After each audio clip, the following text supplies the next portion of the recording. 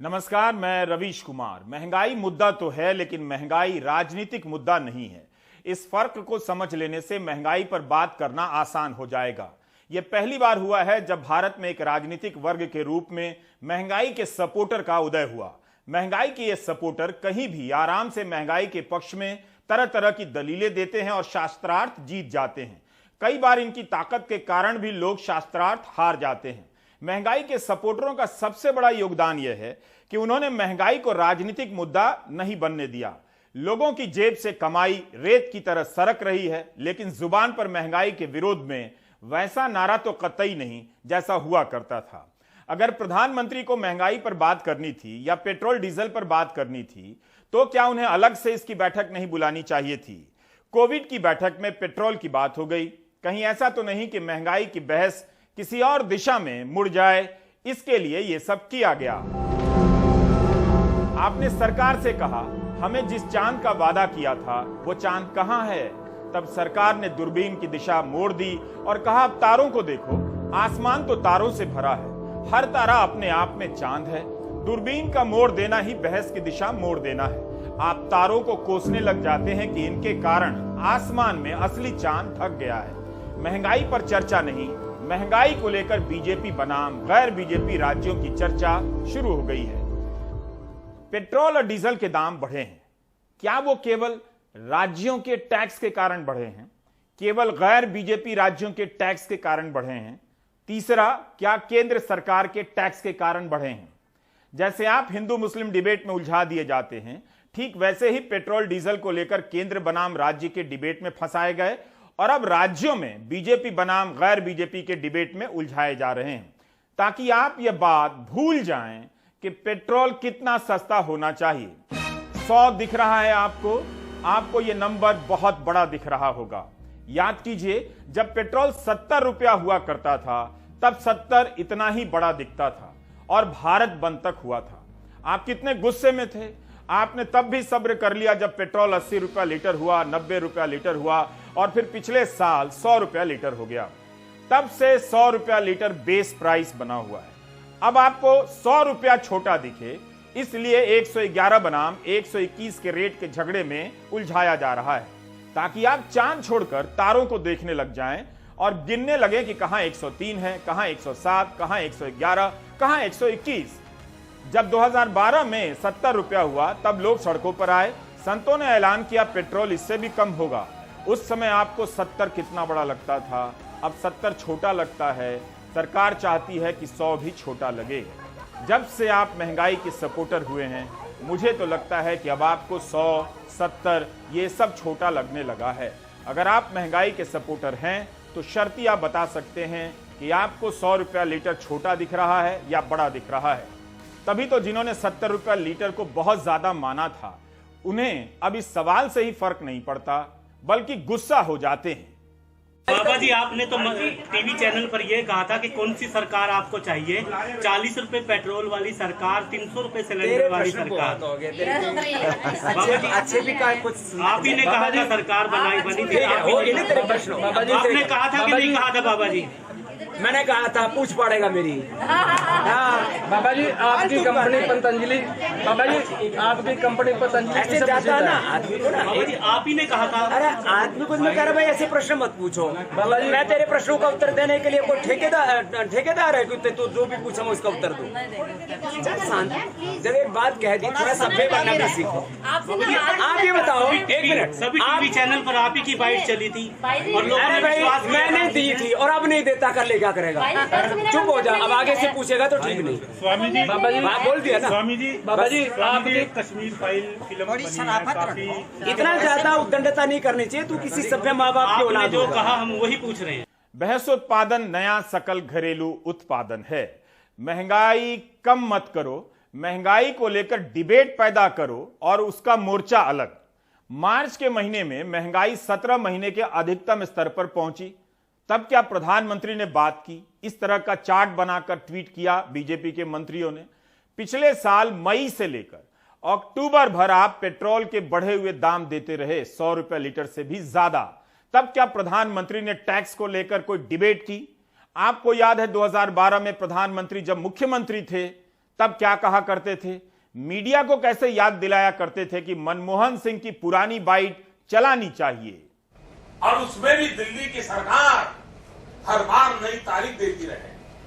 आपने सुना होगा, 1 साल पहले हर 3-4 महीने के बाद प्रधानमंत्री की डेट देखते थे, फलानी तारीख के बाद महंगाई कम हो जाएगी, फसल के बाद महंगाई कम हो जाएगी, बजट के बाद महंगाई कम हो जाएगी, दिवाली के बाद महंगाई कम हो जाएगी। यही कहते रहे, देश में सुना है। और जिस दिन मीडिया का मूड कर जाएगा, वो पुराने सारे उनके बाइक निकालने करके दिखाएंगे।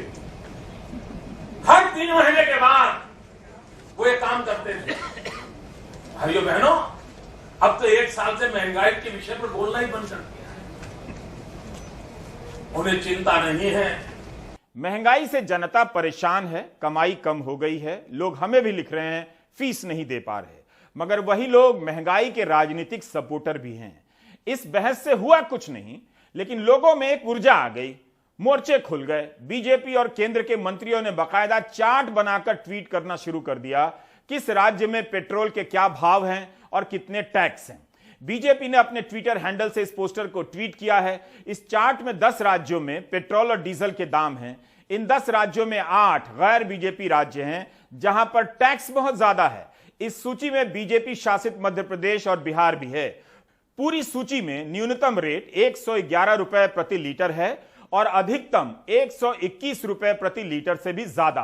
क्या मध्य प्रदेश और बिहार ने अपने टैक्स घटा दिए, रेट कम कर दिए? एक अन्य ट्वीट में हरदीप पुरी ने कहा कि भाजपा शासित राज्यों में पेट्रोल और डीजल पर वैट 14 रुपए 50 पैसे से लेकर 17 रुपए 50 पैसे प्रति लीटर के रेंज में है, जबकि अन्य दलों द्वारा शासित राज्यों द्वारा लगाए गए कर 26 रुपए से लेकर 32 रुपए प्रति लीटर की रेंज में है। अंतर स्पष्ट है, उनका इरादा केवल विरोध और आलोचना करना है, आम लोगों को राहत देना नहीं। पेट्रोलियम मंत्री हरदीप पुरी ने आरोप लगाया है कि गैर बीजेपी सरकारें विदेशी शराब पर टैक्स कम करती हैं और पेट्रोल डीजल पर नहीं। लेकिन क्या यह उदाहरण ठीक है? फिर तो आपको देखना होगा कि शराब पर किस राज्य ने कितना टैक्स लगाया, तब बहस एक और दिशा में चली जा सकती है। दिव्य भास्कर ने लिखा है कि मध्य प्रदेश की तुलना में गुजरात में पेट्रोल 13 से 14 रुपए सस्ता है। यह कैसे हो रहा है? जिस राज्य में शराब पर टैक्स नहीं है, वहां पेट्रोल शराब पर टैक्स वाले राज्य से 13 रुपया सस्ता है, जबकि दोनों बीजेपी की सरकारें हैं। इस बहस को लेकर यह सोचना चाहिए कि महंगाई तो केवल पेट्रोल और डीजल के कारण नहीं है। कारण है पेट्रोल और डीजल भी, लेकिन यह तो 2019 के आधे हिस्से के बाद से है महंगाई, जब खुदरा महंगाई की दर 6.3% हुआ करती थी।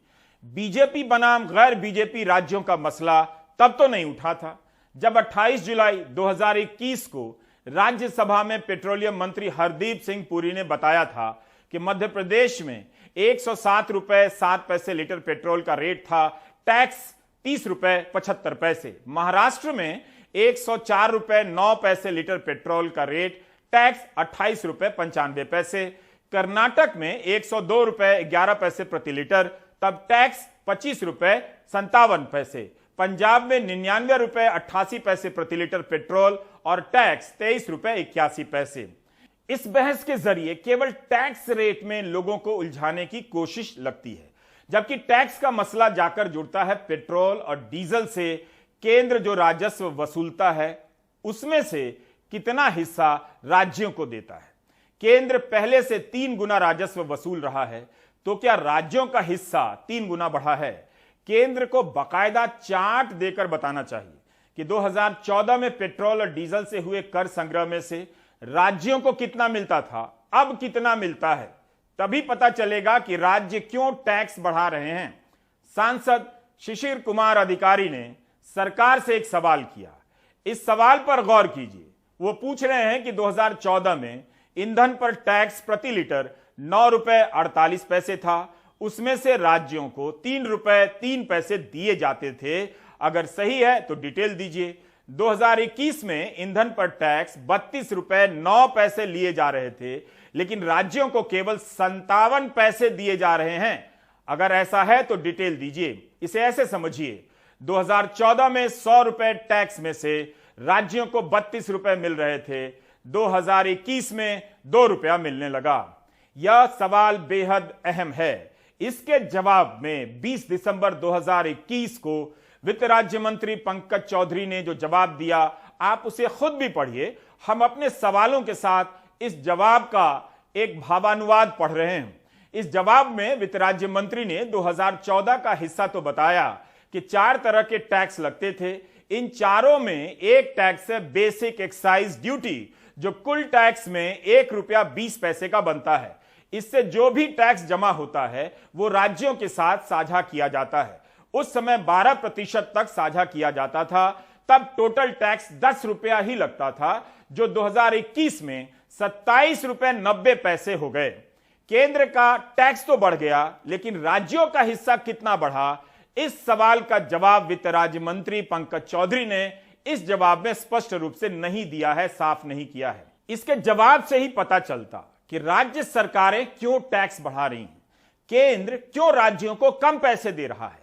2014 के बाद से केंद्र सरकार ने उत्पाद शुल्क में काफी बढ़ोतरी कर दी, लेकिन आरोप लगता है कि राज्यों का हिस्सा काफी घट गया। इस बात को आंचल मैगजीन और करुणजीत सिंह ने आज के इंडियन एक्सप्रेस में समझाने का प्रयास किया है। इनके अनुसार केंद्र सरकार पेट्रोल और डीजल पर केंद्रीय उत्पाद शुल्क लगाकर जितना भी वसूलती है उसका मात्र 5.36% हिस्सा साझा करती है। 2020-21 में पेट्रोल और डीजल पर लगने वाले केंद्रीय उत्पाद शुल्कों से 3,72,000 करोड़ की राशि वसूली गई। इस पैसे से राज्यों को केवल 19,972 करोड़ ही दिए गए। इस लेख में यह नहीं है कि पुराने रेट से दिया जाता तो राज्यों को कितना मिलता। केंद्र पेट्रोल और डीजल पर कई तरह के कर व उपकर लगाता है, राज्य भी लगाते हैं, लेकिन केंद्र जो लगाता है वो पूरा का पूरा हिस्सा अपने पास रखता है। राज्यों के पास पैसे की कमी हुई तो उन्होंने भी टैक्स बढ़ाने का रास्ता चुन लिया, क्योंकि केंद्र भी टैक्स बढ़ा रहा था। सवाल इस बात का है कि आप रेट बढ़ाएं और राज्यों को कम करने की कहें, ये बात तो समझ नहीं आती। और यदि कम करना है तो शेष जो लगाए हैं, 2 साल से शेष लगा हुआ है, 4% शेष ले रहे हैं, वो राज्यों को मिलता नहीं, उसका हिस्सा नहीं मिलता। 42% एक्साइज ड्यूटी का राज्यों को देते हैं, ये प्रधानमंत्री जी ने कहा, लेकिन आंकड़े बताते हैं कि कभी आपने एक्साइज ड्यूटी जो 42% राज्यों को देना है वो पूरा नहीं दिया। क्या राज्यों को टैक्स इसलिए भी बढ़ाने पड़े क्योंकि जीएसटी के कारण उनके पास टैक्स का स्कोप कम हुआ? जीएसटी का जो हिस्सा केंद्र से मिलना था उसमें देरी हुई और समय पर नहीं मिला। महाराष्ट्र के मुख्यमंत्री उद्धव ठाकरे ने कहा है कि उनका राज्य पेट्रोल और डीजल पर टैक्स नहीं घटाएगा क्योंकि केंद्र ने जीएसटी का बकाया नहीं दिया है। महाराष्ट्र का कहना है कि केंद्र पर राज्य का जीएसटी का पैसा 26,500 करोड़ रुपया बाकी है। तमिलनाडु का भी कहना है कि 13,000 करोड़ से ज्यादा बाकी है। जो आज आपने गैर भाजपा के राज्यों के सरकारों को स्टेट वैट कम करके पेट्रोल और डीजल के दाम कम करने की जो एडवाइस दी, क्या वो भारतीय जनता पार्टी के मुख्यमंत्रियों को नहीं दी जा सकती? क्योंकि मध्य प्रदेश में जो स्टेट वैट है वो राजस्थान से ज्यादा है। तो यदि आप राजस्थान के सरकार को एडवाइस दे रहे हो तो उससे पहले तो मध्य प्रदेश की सरकार को दीजिए प्रधानमंत्री जी। क्या वही एडवाइस हम जो दूसरे कर्नाटक की सरकार को नहीं दे सकते? क्या वही एडवाइस हम बिहार की सरकार को नहीं दे सकते? क्योंकि बिहार में स्टेट वैट है वो झारखंड से ज्यादा है। जो कर्नाटक में पेट्रोल पर स्टेट वैट है वो पंजाब से ज्यादा है। तो प्रधानमंत्री जी, मेरा आपसे अनुरोध है कि आप जो गैर भाजपा की सरकारों को जो एडवाइस दे रहे हो, सबसे पहले भाजपा की सरकारों को वो एडवाइस दीजिए, क्योंकि वहां पर स्टेट वैट गैर भाजपा की सरकारों से भी ज्यादा है। बीजेपी शासित राज्यों में पेट्रोल 103 रुपए लीटर से लेकर 118 रुपए लीटर तक है। क्या यह सस्ता है? बीजेपी शासित बिहार और मध्य प्रदेश में 118 रुपए लीटर पेट्रोल मिल रहा है। क्या यह सस्ता है? क्या पटना के लोग यह मान लेंगे कि उनके यहां पेट्रोल सस्ता हो गया है क्योंकि गैर बीजेपी शासित आंध्र प्रदेश में पेट्रोल 121 रुपए लीटर से अधिक मिल रहा है? हम नक से लेके शीश तक जितना भी पहनते हैं उस पर टैक्स पे करते हैं और इसमें भी टैक्स पे कर रहे हैं और इस व्यवस्था को हम टैक्स दे रहे हैं। लेकिन हमारे देश के अर्थशास्त्री और दूसरे लोग जो पूंजीपतियों और धन्ना सेठों की एजेंसी करते हैं वो कहते हैं कि टैक्स पेयर यहाँ का धन्ना सेठ है हम कहते हैं कि टैक्स वो जमींदार के तरह कलेक्टर है और उसमें भी बेईमानी करता है। रियल टैक्स पेयर हम जनता है और हम जनता से टैक्स ले करके और उस उल्टे इस पेट्रोल और डीजल के माध्यम से हम ही पर बोझा लादा जा रहा है। ये इस देश के लिए दुर्भाग्य की बात है। इस पर बोलने वाला कोई नहीं है और जनता रोड पर आएगा क्या? रोड पर अगर एक दिन के लिए जनता आता तो खाने के लिए उसको सोचना पड़ता है। रोड पर जनता क्यों आएगा? नेता लोग जो हैं विरोधी हैं, इन लोगों को एक बार इसके ऊपर खबर बोलेंगे लेकिन इसके ऊपर एक्शन लेने में कोई आदमी को कुछ नहीं है। एसी में बैठ के भाषण देंगे, रोड पर कोई आदमी उतरने के लिए तैयार नहीं होंगे। जो बात पकड़ कर रखने वाली है वह यह कि सरकार किसी भी दल की हो, किसी भी राज्य की हो, हर जगह पेट्रोल 100 रुपए लीटर से महंगा मिल रहा है। क्या यह सस्ता है? आपका भला किसी भी सरकार में नहीं हो रहा है। बड़ी चालाकी से आपको 111 बनाम 121 रुपए लीटर की बहस में उलझा दिया गया ताकि इस बीच 100 रुपया लीटर नया सस्ता बनकर स्थापित हो जाए। कांग्रेस का कहना है कि 2014 में पेट्रोल पर एक्साइज ड्यूटी 9 रुपए 48 पैसे थी, जो 2021 में बढ़कर 27 रुपए 90 पैसे हो गई, करीब 3 गुना ज्यादा। डीजल पर भी एक्साइज ड्यूटी 3 गुना अधिक हुई। यह पोस्टर महाराष्ट्र के मुख्यमंत्री के ट्विटर हैंडल से ट्वीट किया गया है। इसमें बताया गया है कि डीजल पर महाराष्ट्र का टैक्स केंद्र के टैक्स से कम है, लेकिन पेट्रोल पर राज्य का टैक्स केंद्र के टैक्स से ज्यादा है, 1 रुपया ज्यादा है। राहुल गांधी ने ट्वीट किया है कि पेट्रोल के दाम बढ़े तो राज्यों पर आरोप, कोयला कम हुआ तो राज्यों पर आरोप, ऑक्सीजन कम हुआ तो राज्यों पर आरोप। पेट्रोल डीजल पर जितने टैक्स लगते हैं उसका 68% केंद्र लेता है और प्रधानमंत्री जवाबदेही से बचते हैं। मोदी का संघवाद सहयोग का नहीं, जबरदस्ती का है। अगर पेट्रोल और डीजल पर लगने वाले टैक्स का 68% हिस्सा केंद्र का है तो कम करने की गुंजाइश केंद्र के पास है या राज्यों के पास? कई राज्यों ने कहा कि वे टैक्स कम करने की स्थिति में नहीं हैं। It was a one-sided agenda. The other party, the other people, the other chief minister were not able to speak. Though we listen to you carefully, but we don't agree with your views. The state, always you give the stepmother attitude to the opposition states. And only you give help to them who gave you full support. 1, 2, exceptional. That also I know. So we don't agree with you.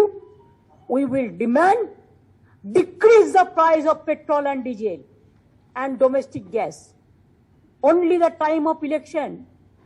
Ration में भीषण खाली भाषण देने से काम नहीं चलेगा।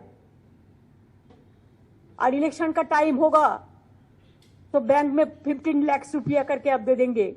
ऐसा भाषण में काम नहीं चलता। काम तभी चलता जो काम पे सच बात मिलता है। सबका साथ सबका विकास, लेकिन क्या हमारा साथ तो विकास नहीं है? उसमें क्या हो गया? अंधेरा हो गया। केंद्र सरकार को बताना चाहिए कि उसने ईंधन पर एक्साइज ड्यूटी इतनी क्यों बढ़ाई और उसमें केवल 5 रुपए की कमी ही क्यों की गई पिछले साल नवंबर 2021 में। 19 जुलाई 2021 में केंद्र ने लोकसभा में बताया था 6 मई 2020 को सरकार ने एक झटके में एक्साइज ड्यूटी में 10 रुपए की वृद्धि कर दी थी। 22 रुपए 98 पैसे से बढ़ाकर 32 रुपए 98 पैसे कर दी गई, करीब 43% की वृद्धि। उस समय कोरोना के कारण आपको राहत की जरूरत थी, आपकी नौकरियां जा रही थीं और सैलरी कम हो रही थी, लेकिन सरकार टैक्स बढ़ा रही थी, वह भी तब जब अंतर्राष्ट्रीय बाजार में कच्चे तेल का भाव काफी गिर गया था। प्रधानमंत्री गैर बीजेपी राज्यों पर टैक्स न घटाने का आरोप मढ़ रहे हैं। केंद्र सरकार ने एक्साइज ड्यूटी में कमी की थी, पिछले नवंबर महीने में कम की थी। केंद्र सरकार ने राज्यों से भी आग्रह किया था कि वो अपने यहां टैक्स कम करे और ये बेनिफिट नागरिकों को ट्रांसफर करे। इसके बाद कुछ राज्यों ने तो भारत सरकार की इस भावना के अनुरूप यहां टैक्स कम कर दिया, लेकिन कुछ राज्यों द्वारा अपने राज्य के लोगों को इसका कोई लाभ नहीं दिया गया। इस वजह से पेट्रोल डीजल की कीमतें इन राज्यों में अब भी दूसरों के मुकाबले कहीं ज्यादा है। ये एक तरह से इन राज्यों के लोगों के साथ अन्याय तो है ही, साथ ही पड़ोसी राज्यों को भी नुकसान पहुंचाता है। नवंबर 2021 में केंद्र सरकार ने एक्साइज ड्यूटी में कमी की। 2014 से 2021 के बीच एक्साइज ड्यूटी करीब 10 रुपए से बढ़कर 28 रुपए तक हो गई थी। उसमें से 5 रुपए की कमी हुई। 18 रुपए बढ़ाकर 5 रुपए कम करना कितनी बड़ी मेहरबानी है, यह पता ही नहीं चलता अगर आप महंगाई के सपोर्टर ना बने होते। एक तर्क दिया जा रहा है कि 2014 से 21 के बीच एक्साइज ड्यूटी से 26 लाख करोड़ से अधिक की वसूली हुई और इस दौरान विकास पर 90 लाख करोड़ से अधिक खर्च हुए। क्या यह पूरा जवाब है? क्या बाकी राज्यों ने पेट्रोल डीजल से टैक्स लेकर गंगा में बहा डाले? उन्होंने विकास नहीं किया। देश के विकास के लिए कॉर्पोरेट टैक्स क्यों नहीं बढ़ाया जाता? आयकर क्यों नहीं बढ़ाया जाता? पेट्रोल और डीजल पर टैक्स ही क्यों बढ़ाया जाता है? आपको याद होगा कि 2019 में कॉर्पोरेट टैक्स घटाया गया था। तब कहा गया था कि इससे सरकार को 1.25 लाख करोड़ से अधिक का टैक्स घाटा सहना पड़ेगा। क्या एक्साइज ड्यूटी इसलिए भी बढ़ाई गई क्योंकि कॉर्पोरेट टैक्स से कमी आ गई थी? कई लोग कहते हैं कि इसलिए भी बढ़ाई गई। 2020 में ईंधन से जो टैक्स जमा हुआ वो जीडीपी का 2.30% था और कॉर्पोरेट टैक्स से जो जमा हुआ वो जीडीपी का 2.32% था, यानी दोनों बराबर हो गए। जबकि 2016-17 में कॉर्पोरेट टैक्स से जो जमा हुआ वो जीडीपी का 3.15% था, पेट्रोल डीजल से कहीं ज्यादा। 22 मार्च 2021 को सरकार ने लोकसभा में जो बताया है उसे इस तरह से समझिए। 2013 में सरकार 100 रुपया राजस्व से कमाती थी तो उसमें से ईंधन से 4.5 रुपया आता था। 3 साल के भीतर ईंधन से 13 रुपए 3 पैसे आने लगे। 200% तक की वृद्धि हो गई। इस पूरी बहस को एक सिंपल सवाल में समेट दिया गया है ताकि आप बीजेपी बनाम गैर बीजेपी राज्य के टैक्स को लेकर डिबेट करें और महंगाई, कमाई, घटती बचत के सवालों की नौबत ना आए। आपको याद होगा चारों तरफ मुफ्त टीका का पोस्टर लगा था। धन्यवाद मोदी जी का पोस्टर लग गया। आप समझे कि मुफ्त है, फिर सरकार के ही मंत्री बताने लगे कि मुफ्त टीका देने के लिए पेट्रोल महंगा है, टैक्स बढ़ाया गया है। अब आप एक हिसाब कीजिए बैकडेट से, जितना पैसा आपने इस टैक्स के कारण पेट्रोल डीजल पर दिया, उसके कारण बढ़ने वाली महंगाई पर दिया, वह वैक्सीन के 1000 रुपए से कम था या कई गुना ज्यादा? सस्ता क्या पड़ता, 1000 रुपए का टीका या 10,000 का पेट्रोल? आपसे टीके का पैसा भी लिया गया और टीके को मुफ्त भी कहा गया। Now, I'm not the finance minister, therefore I don't think that's an appropriate answer for me to give. But all I can tell you, and because it's relevant here, that the 32 rupees a litre that we collect provides us the ability to provide all these welfare services, including 1 billion vaccine. महंगाई के supporter बनने का एक सबसे बड़ा फायदा यह है कि पैसा भले खर्च हो जाए, दिमाग खर्च नहीं होता। अब तो मुफ्त टीका नहीं है, बूस्टर डोज का वो मुफ्त नहीं है, फिर भी देश भर में 100 रुपया लीटर पेट्रोल बिक रहा है और आप बूस्टर डोज का पैसा भी दे रहे हैं। इस दौरान लगता है कि आपके भीतर विकास के नाम पर महंगाई का सपोर्ट करने की राजनीतिक योग्यता का कुछ ज्यादा विकास हो गया है। पिछले साल अक्टूबर में अंतर्राष्ट्रीय बाजार में कच्चे तेल का भाव $83.54 प्रति बैरल था। तब भी आप 100 रुपए प्रति लीटर से ज्यादा दाम दे रहे थे, बल्कि बेंगलुरु में 109 रुपए 53 पैसे प्रति लीटर भाव था। इस समय अंतर्राष्ट्रीय बाजार में कच्चे तेल का भाव $104.9 प्रति बैरल है और बेंगलुरु में पेट्रोल 111 रुपए 9 पैसे प्रति लीटर मिल रहा है। 137 दिनों तक जब तक चुनाव था, पेट्रोल डीजल का दाम नहीं बढ़ा। चुनाव बीत गया तो अब गैर बीजेपी राज्यों के टैक्स का मुद्दा खड़ा किया गया है। जैसे कि बीजेपी के राज्यों में तेल पहले की तरह 80 रुपया लीटर मिल रहा है। हमें याद रखना चाहिए कि पिछले साल नवंबर में एक्साइज ड्यूटी कम की गई थी। उसके बाद भी महंगाई के पहले के टैक्स से तुलना करेंगे तो पेट्रोल पर 8 रुपया प्रति लीटर टैक्स ज्यादा था, डीजल पर 6 रुपए प्रति लीटर टैक्स ज्यादा है। सुशील महापात्रा ने आज राजकुमार से बात की। राजकुमार जी दिल्ली में ऑटो चलाते हैं, लेकिन यूपी के प्रतापगढ़ के हैं। उनका कहना है कि उनकी कमाई आधी हो गई है। 600 प्रतिदिन कमाते थे, अब 300 कमाते हैं क्योंकि सीएनजी काफी महंगी हो गई है। सीएनजी की तो इस बहस में बात ही नहीं हो रही। सीएनजी के रेट भी काफी बढ़े हैं। जी बहुत बड़ी दिक्कत है सर, जहां हम लोग को डेली 100 रुपये फर्जी जा रहा है इस समय। हाँ जी सर। तो पिछले 6 महीने में कितना सीएनजी बढ़ा है? पिछले सीएनजी में कम से कम जो है सर 32 रुपीज़ से कम नहीं बढ़ा है सर। 32 रुपीज़? हाँ जी सर। अच्छा, तो पहले कितना कमा लेते थे आप रोज, अब कितना कमा रहे हैं?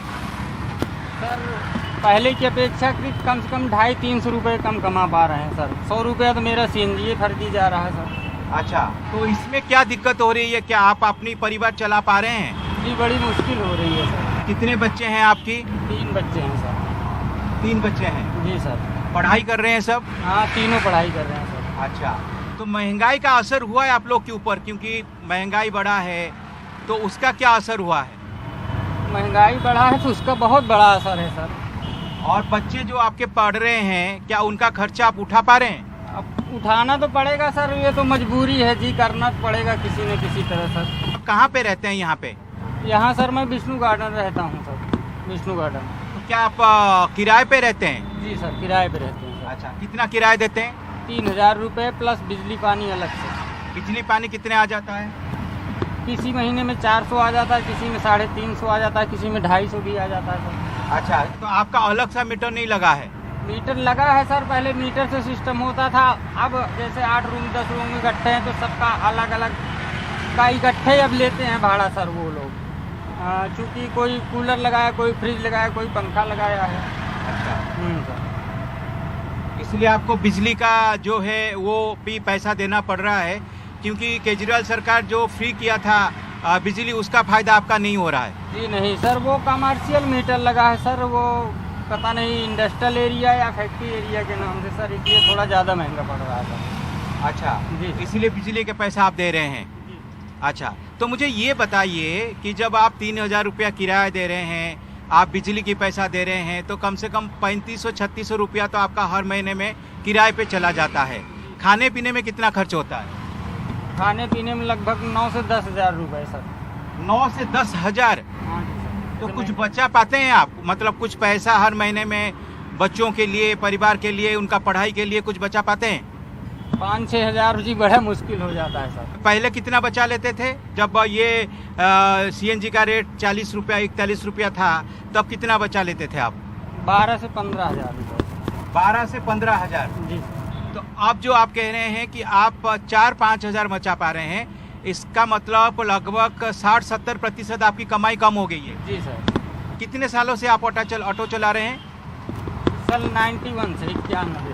91 से? जी सर। 91 से मतलब लगभग आपका 30-31 साल हो गया। जी सर। तो 31 साल पहले जब आप यहाँ पर आए थे, एक चीज़ याद करके मुझे बताइए, उस समय आप कितना कमा लेते थे? क्या उस समय ज़्यादा फायदा होता था? मतलब आप ज़्यादा सेव कर पाते थे? जी सर। उस समय कितना कमा लेते थे आप? उस समय तो थोड़ा जी सर, कमाई भी कम थी, लेकिन मतलब बचत कुछ ज़्यादा थी सर। अच्छा। हाँ जी सर। उस समय कमाई कम थी लेकिन आपकी बचत ज़्यादा थी। मतलब महंगाई कम थी जी सर। और बच्चों की पढ़ाई में क्या दिक्कत हो रही है? बच्चों की पढ़ाई में ये दिक्कत हो रही है सर, टाइम पे मतलब उनको फीस ये सब चीज़ भेज पाना बड़ा मुश्किल होता है जी। उसके लिए फिर थोड़ा इधर उधर से एडजस्टमेंट करना पड़ता है। अच्छा जी सर। समय पे आप कह रहे हैं कि बच्चों की स्कूल की फी नहीं दे पा रहे हैं? जी सर। राजकुमार पहले से कम कमा रहे हैं, कम बचा रहे हैं और कम खा भी रहे हैं, और आप बहस कर रहे हैं 111 रुपया महंगा है या 121 रुपया। इस पूरी बहस से आम आदमी को निकाल दिया गया है। राजनीतिक दलों और उनकी सरकारों को लाया गया है बहस को कहीं और ले जाने के लिए। आम आदमी इस महंगाई के मुद्दे को केवल केंद्र और राज्य के हिसाब से नहीं देख रहा है। तो ये आप लोग ने 2 दिन तक स्ट्राइक किए थे, आप लोग चाहते हैं कि जो है ऑटो का किराया बढ़े, तो मुझे ये बताइए कि ऑटो की किराया कितना होना चाहिए आप लोग को 1 किलोमीटर के प्रति? सर जब हमारी सरकार केजरीवाल जी आए थे, हाँ, तब उन्होंने ये चीज़ बोला था कि 40 पैसे मतलब हर साल बढ़ना चाहिए ऑटो का भाड़ा। 40 पैसे हर साल बढ़ना चाहिए। 40 पैसे हर साल 1 किलोमीटर में? जी सर। अच्छा। अब ये सर 7 साल हो गया, तो हमारा हिसाब जाके जो है 7 चौक 28 करीब मतलब 3 रुपए प्रति किलोमीटर होना चाहिए। बढ़ना चाहिए, बोलना नहीं चाहिए, बढ़ना चाहिए, बढ़ना चाहिए। तो आप इसके लिए जिम्मेदार किससे मानते हैं? क्योंकि सेंट्रल गवर्नमेंट जो है वो सीएनजी का दाम बढ़ा रही है, केजरीवाल सरकार जो है वो ऑटो की जो किराया बढ़ना चाहिए वो नहीं बढ़ा रही है, तो आप इसे जिम्मेदार किससे मानते हैं? सेंट्रल गवर्नमेंट को मानते हैं या फिर स्टेट गवर्नमेंट केजरीवाल को मानते हैं? नहीं सर, इसमें तो जो है सेंट्रल गवर्नमेंट को ही मानते हैं। सेंट्रल गवर्नमेंट को मानते हैं? जी सर। क्यों मानते हैं? इसलिए कि जो है वो केंद्र है सर। अच्छा। महंगाई के हिसाब से महंगाई पे पहला अधिकार केंद्र का ही है। अच्छा। उसी के हिसाब से महंगाई एस्टीमेट में आती है। अच्छा जी सर। तो आप ये मानते हैं कि जो केंद्र सरकार है जो सीएनजी की दाम बढ़ा रही है तो वो गलत कर रही है? जी सर, गलत कर रही है। अच्छा, और महंगाई जो बढ़ी है उसके लिए भी आप केंद्र सरकार को जिम्मेदार मानते हैं? हाँ जी, महंगाई जो बढ़ी है वो केंद्र सरकार को ही जिम्मेदार मानते हैं सर। जैसे गोभी हो गया, इस बार तो गोभी का दाम बहुत ज़्यादा था, आपने देखा होगा। दूसरे जो सब्जी है, भिंडी आप देखेंगे किलो 100 रुपया के करीब है। दूसरे जो सब्जी है वो 70-80 रुपया से कम नहीं है। तो क्या आप ये सब सब्जी खरीद के खा पाते हैं? नहीं सर, जो मतलब जिस हिसाब से जिसका पॉकेट गर्म रहता है सर उस हिसाब से हर बंदा काम करता है सर। अच्छा, हाँ, तो क्या खाते हैं फिर आप रोज? आपका क्या मतलब, कैसे काम चलाते हैं? काम चलाने का मतलब ये है, उसमें फिर बंदा ये आदमी ये चीज़ सोचता है सर कि जो है कौन सी सस्ती सब्जी है। अच्छा, उस क्या सब्जी का सस्ती है बताइए मुझे। तो कोई सब्जी आजकल सस्ती दिखती नहीं है। अपने पॉकेट के हिसाब से हम लोग फिर सब्जी को खरीदते हैं सर, क्या किया जाए। अच्छा, हाँ, तो क्या पहले अगर आधा किलो खरीद लेते थे, अब क्या मतलब 200-250 ग्राम खरीदते हैं? हाँ जी सर। जी सर। अच्छा, तो तेल का दाम भी ज़्यादा हो गया है। हाँ जी सर, तेल का भी दाम। सरसों तेल देखेंगे अब ज़्यादा हो गया, उसका भी असर होता है आप लोग के ऊपर? असर हर चीज़ का है सर। तो सरसों तेल आप इस्तेमाल कर पाते हैं? अब इस्तेमाल करने पड़ेगा, सब्जी में मेन हम लोग सरसों का ही तेल यूज करते हैं। तो क्या 1 लीटर वाला बोतल खरीद पाते हैं आप? नहीं सर, आधा लीटर वाला बोतल खरीदते हैं। आधा लीटर वाला खरीदते हैं? तो कितना दिन चलता है? 5 दिन चलता है, 6 दिन चलता है, 4 दिन भी चल जाता है सर। तो पहले 1 लीटर वाला खरीद लेते थे जब सस्ता था? जी सर। अब 1 लीटर नहीं खरीद पाते हैं? जी सर। अच्छा, तो तेल का जो क्वांटिटी है, जो इस्तेमाल है, वो भी कम कर दिए आप क्या? हाँ जी, कम करने पड़ेगा सर। ऐसी आवाजें खो गई हैं, इसलिए कि महंगाई का यह दर्द राजनीतिक यथार्थ से अलग हो चुका है। राजनीति तय होती है हिंदू बनाम मुस्लिम से, ना कि पेट्रोल बनाम डीजल से। यकीन ना हो तो लोगों से पूछ लीजिए और ब्रेक ले लीजिए।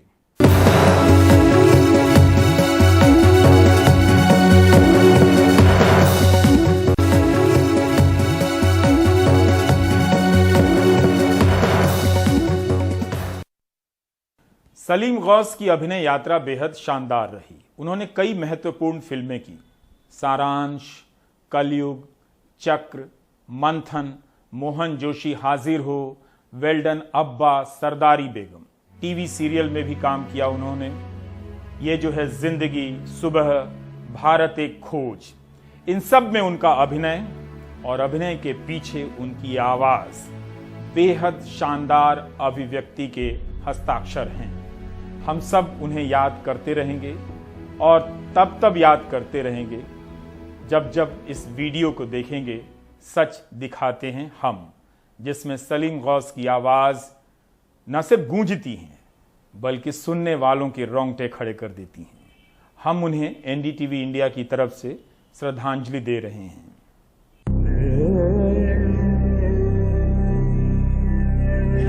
सच दिखाते हैं ताकि दुनिया के बाजार में आजादी सस्ती न बिक जाए। कुर्सी पे बैठने वालों को जमीन की अहमियत याद रहे। सच दिखाते हैं हम ताकि पैसे की चमक से कभी हुनर न पड़े फीका, खुदगर्जी खोखला न बना दे सोचने का तरीका। सच दिखाते हैं हम ताकि अच्छे विचार और आदर्श बस किताबी बातें न रह जाएं। के अंदर एक नया जोश और उत्साह पैदा हुआ है। एक बेहतर कल चाहते हैं हम, इसलिए सच दिखाते हैं हम। एनडीटीवी इंडिया, जुबान पे सच, दिल में इंडिया।